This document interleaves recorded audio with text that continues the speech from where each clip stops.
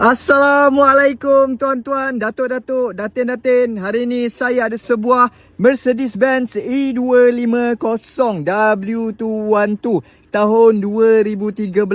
Enjin kapasiti 1800cc sahaja. Tuan-tuan, color putih, color solid. Atas ada color hitam. Yang ini spek Avantgarde. Nombor plate dah cantik. Tuan-tuan, harga saya nak bagi dengan harga RM37,800 sahaja. Slightly nego boleh insya-Allah. Tapi saya nak tunjuk ini kereta condition memang sangat cantik. Untuk E250, color putih jarang-jarang timbul. Mana datuk-datuk yang suka color putih tu, boleh terus set appointment dengan Harith. Boleh tengok kereta ni macam mana. Kita boleh test drive sama-sama.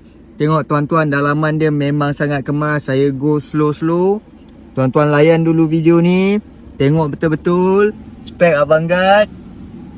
Siap ada panoramic roof. Okay. Untuk kereta ni tuan-tuan, saya nak offer free service dan juga free tinted untuk tuan-tuan. Tiada masalah tuan-tuan, alright. Mana yang tak nego banyak tu, kita akan bagi free tinted dan juga free service. InsyaAllah. Okay tuan-tuan, tayar dia pakai M6. MC6. So bunga pun tebal lagi. Tayar tahun baru lagi. Ini kereta memang lawa tuan-tuan. E250 tuan-tuan.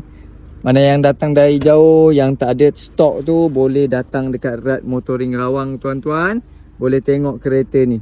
Yang ini boleh simpan barang tuan-tuan. Okay.